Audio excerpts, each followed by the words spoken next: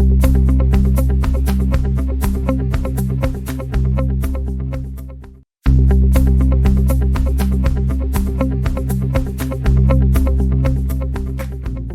October 12, 2022, presidential candidate of the African Action Congress (AAC), Omoyele Sowore, spoke at the 52nd Conference of the Institute of Chartered Accountants of Nigeria (ICAN). His speech, his questions and answers interactions have since gone viral. But here are some 30 greatest moments of his memorable outing. He started by promising not to talk about any other candidate but himself. Omoyele Sowore.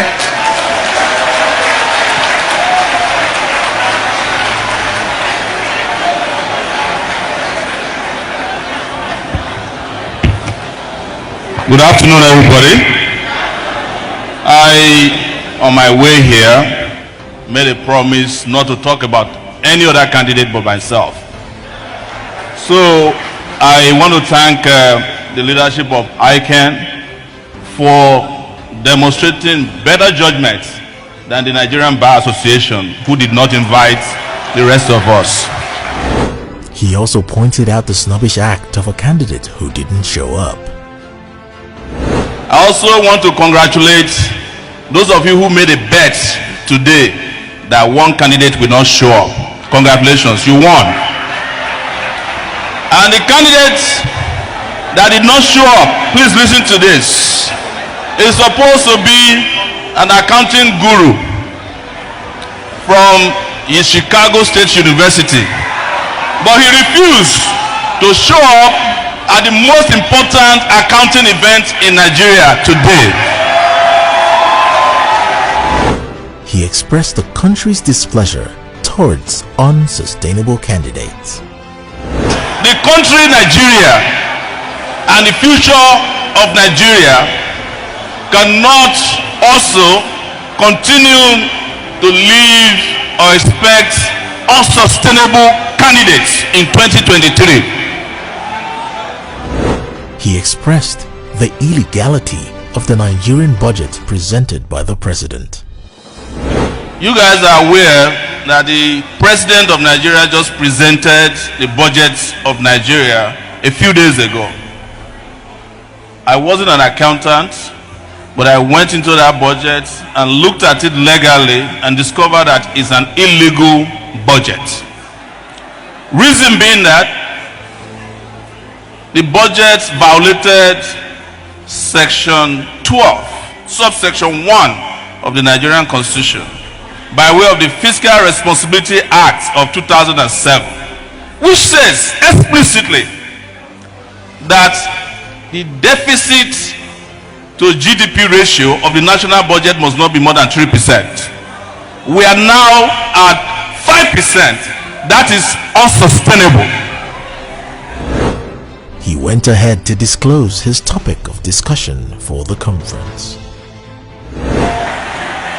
Ladies and gentlemen, I would have loved to stand in front of you and talk about sustainability. It's a very fantastic buzzword for governance, but I'm here mostly to talk about things that are not sustainable anymore in Nigeria. He also brought to the table an illegal act performed by an accountant. I want to state clearly, while you are happy that I talked about another candidate, but I want to talk about one of you that carried out an unsustainable act of accounting, which is the stealing of over 150 billion naira by the Accountant General of the Federation. That is not sustainable. Oh, are you saying that he's not one of you? Fantastic! Fantastic! Fantastic!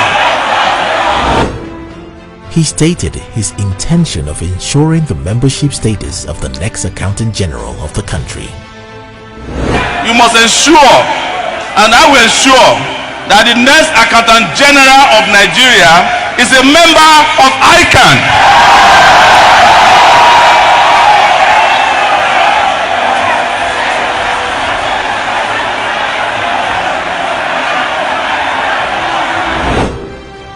He pointed out the reason why there less accountants in the federal capital. Great accountants, please, let's listen to ourselves. When Maokwe Ogun was asking how many of you live in Abuja, I saw only a few hands, and I was saying to myself, they are driven away the real accountants from Abuja, where they are most needed, so that they can do what they like to do best. He points out the important pillars the sustainability of the country depends on. I want to say clearly that the sustainability of Nigeria depends on a number of things. But number one of it is electing a sound leader in 2023. He made mention of the stories of the leaders with selfish intent he had covered over the years. I have covered a lot of leaders who, instead of serving this country, were serving themselves. I covered a Sikh president about 2008 to 2010, and we know what it cost us. I covered stories about the current man who spent an unsustainable long period of time in London treating himself. Now I hope and pray that we are not going to elect a bunch of sick leaders because our country is sick, and a sick country needs healthy leaders. He talked about fixing the energy sector. When you're talking about sustainability of this country, we must fix our energy sector. There is no country in the world that is going to experience an industrial revolution without energy, without power. He expressed the nation's non-involvement with parties who are responsible for the nation's power flaws. And I have said, and I will repeat here, that Nigeria have no business with any individual or political party that was responsible for darkness in Nigeria. He touched on the issue of corruption and how it affects sustainability. I have said, and I'll repeat here, that there's no country that can experience sustainability at the rate of corruption in Nigeria. People play down corruption because of the way the fight against corruption is dramatized in our country. But let me say clearly to you, corruption has destroyed our capability to exist as a people, and we must not take it for granted. He expressed his need for accountants when he becomes president. And I will tell you that I'm going to need a lot of accountants. It's not if, when I become the president of Nigeria, to calculate how much has been stolen from this country since 1960 and give us figures on how to recover them. And I am not going to be one of the presidents who will say to you, bygone is bygone. No, our past has eaten into our future. We must recover the past so that we can live a sustainable future. He points out the future progress of the country depending on credibility. That is why we're going to need you. And I have also said that Nigeria's glory, future, progress is not dependent on numbers alone.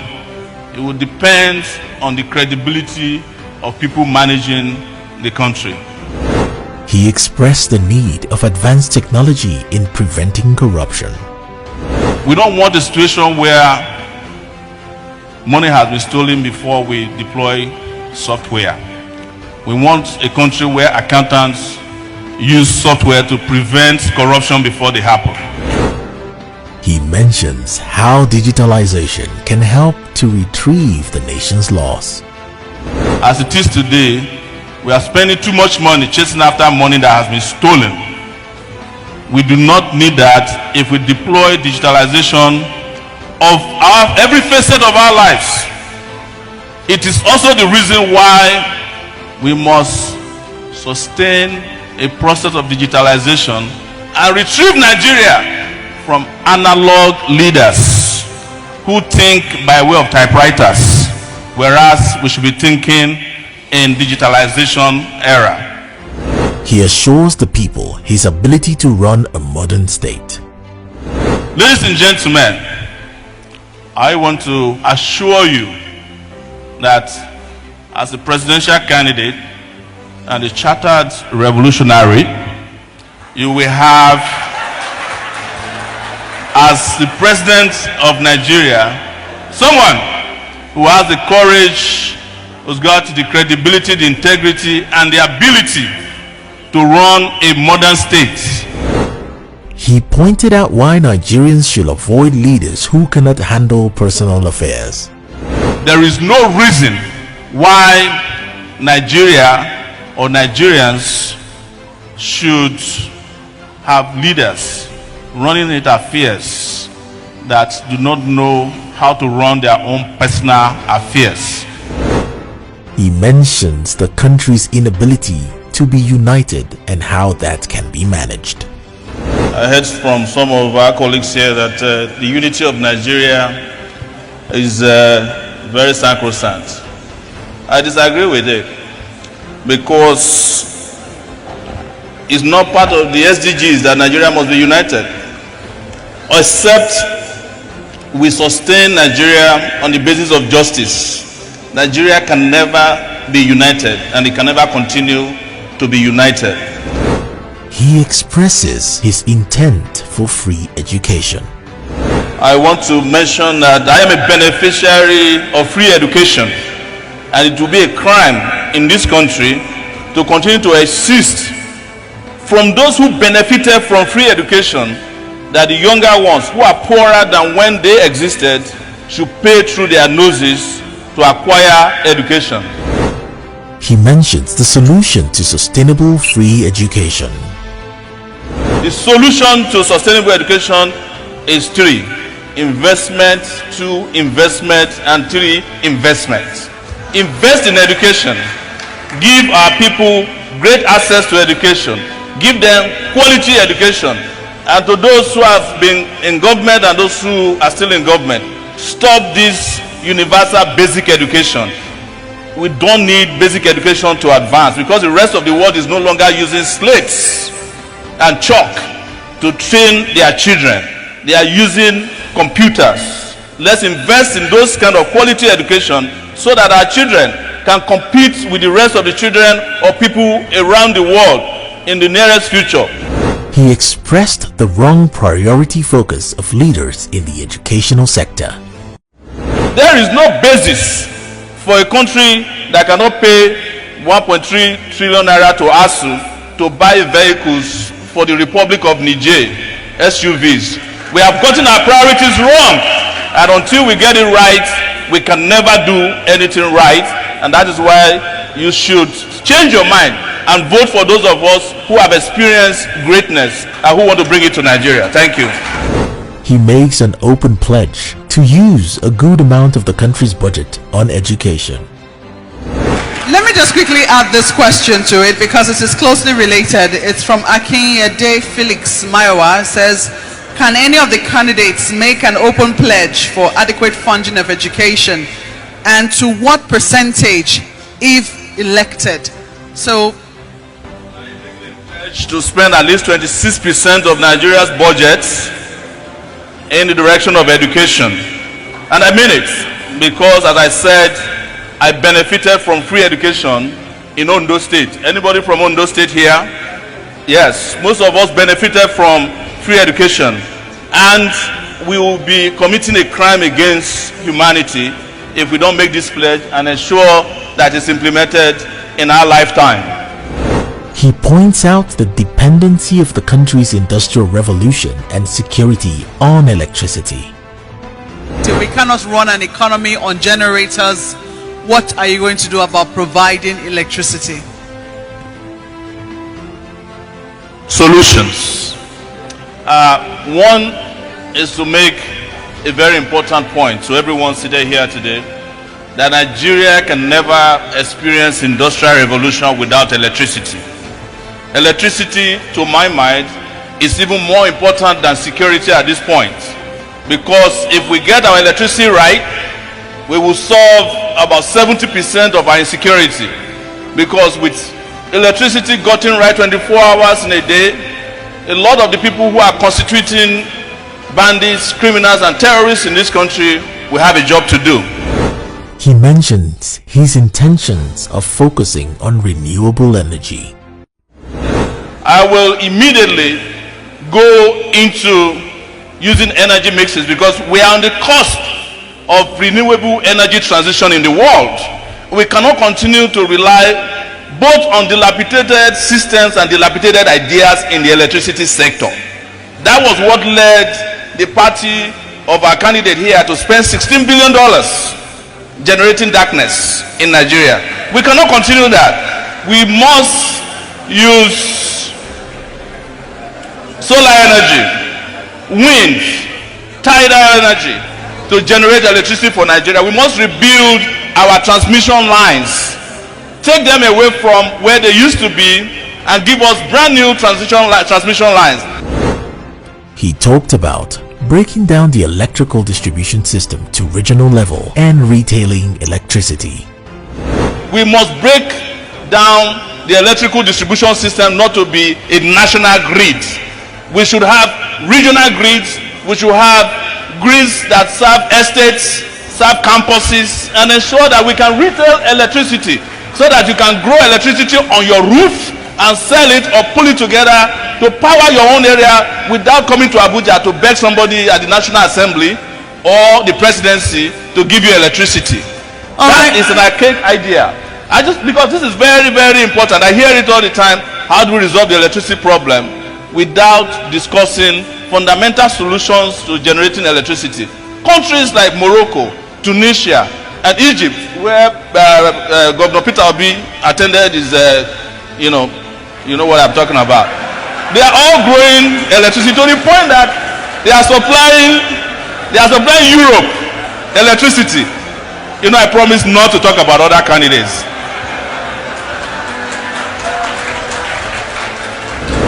He expresses his support for the ranching system and its importance. I completely would go for ranching. The reason I would go for ranching is that it's safe, it's secure, it's also a source of generating power. The question is biogas. How? No. Because we've seen just a moment. We've seen the attempt of the federal government to try and get states to yield land to herders. There's a difference between grazing and try to grab land. The federal government is interested in Ruga. They want to grab land. I'm not interested in that. He also pointed out the old and effective grazing method of the late Obafemi Awolowo. The people that consume the most amount of beef in the country are in the southwest. Yoruba people. They eat any part of, there's no part of cow that they don't eat. Nose, yash, everything. Why can't they do what Awolowo did in 1956 when he had a grazing place in current Ondo State, Akuna, where they were able to supply beef to the southwest? You don't need anybody to come from Niger to give you beef. He mentioned how modern ideas can be the solution of beef production in the country. The governor of Ekiti State flew cows to Ekiti by first class. One of them escaped at the airport. They didn't know how to catch it. You understand? That is not governance. And if we are still using the old federal government system, then we might as well just keep voting for this guy to continue in office. You are asking me for new ideas. Let me talk about it. Ranching is the solution. Hydroponic ranches, not Ruga or land grabbing. Part of where Nigeria got to where it is today is the Land Use Act that Obasanjo introduced when he was in power. We haven't solved that, and you want to grab more land instead of allowing modern ideas to give you beef. That's what I'm saying. He expresses his dislike at a fellow presidential candidate's absence. I don't like when presidential candidates are represented by their deputy. So, but you can have your way. Sowore exchanging warm pleasantries with fellow candidate Peter Obi. How you doing? Sowore prevents security operatives from harassing his team and also a fellow candidate, Peter Obi's media team. Don't shoot anybody, please. Calm down. Hello. Let's not join issues here. It's okay. Everybody's got a team here. Don't push any team except you want to. You tell your team to go to your way. So they are with me. They are with me. It's okay. I don't have to tell Duly you. noted. Please. Duly noted. Tell him to step back. Duly noted. Tell him to step back. Step Duly back. noted. You have to step back. Duly noted. Tell him to step back. Tell him to step back. Tell him to step back. Tell him to step back. Tell him to step back. Yes. Okay. He has now. You have to step back. He has now. Step back. Sowore is here. Yes. How are you now? How's it going, man? Well done. Thank you, yes. Yes. Sorry. How are you, sir? How's it going? Yes. So you won't do that again, please. No. There's no explanation. Nobody should. No explanation. Nobody's inferior to anybody here. Sowore we know. Sowore we know. Nigeria, they use computer. The leaders of Nigeria, they use radio where they turn the knob.